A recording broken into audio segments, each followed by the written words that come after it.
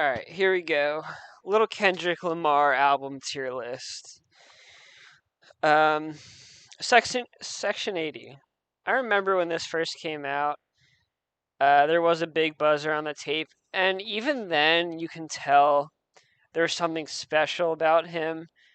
At the time, Dr. Dre was linked to him, and Dr. Dre doesn't really link himself to many people, especially new upcoming artists. He's very, very hyper selective when it comes to working with certain artists and giving artists props and shouting them out. So that, along with this tape and how good it was, you could just tell this was almost like a once in a lifetime or once in a generational talent type of thing. So just right out the gate, incredible album, mixtape, whatever you want to call it. And then again, strikes it up with now what I think is a classic and just one of the arguably one of the greatest debut albums of all time, any genre, any artist. This album just exceeded on every expectation, and the expectations are extremely high coming off of Section 80. And this is just absolutely incredible. Um, Surpassed the mixtape, Section 80 or album, whatever you want to call it. I don't know. I think it's more of an album, but people call it a mixtape. Anyway, Good Kid, Mad City, incredible. No skips. It's a 10 out of 10 in my opinion. And then follows it up with To Pimp a Butterfly, which is, I mean, an obvious S. A lot of people like it better than Good Kid, Mad City. I don't know if I do. It's very close. They're very different albums, almost completely different albums. But this album is super important. The cover art is classic. And this is another classic Kendrick album, or just classic rap album in general. So he already has two classics in a row.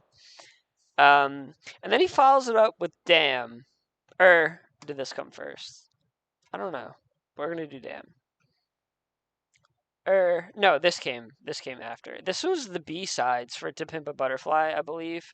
I'm not super familiar with this one, and I don't listen to it that often. But I know people love it, and it is very good. But I'm just gonna throw it down in the B tier.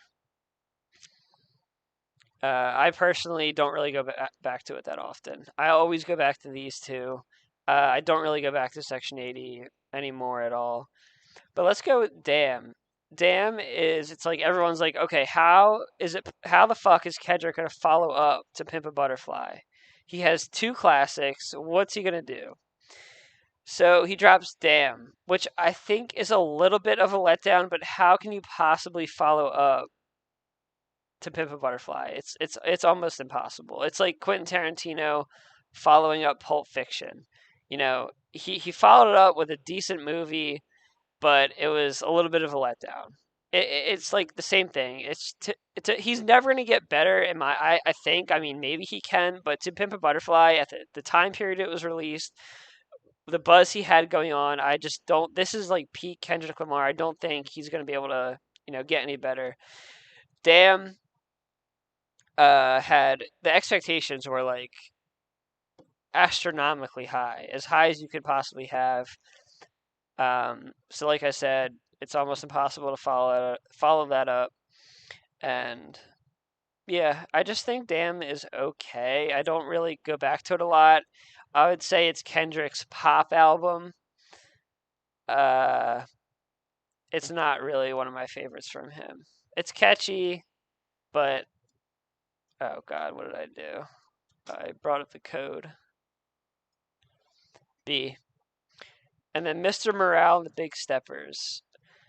I was super excited for this when it got announced. Finally, he took forever to come out with it. After not really liking Damn as much as the other two, I was hoping for something bigger and better.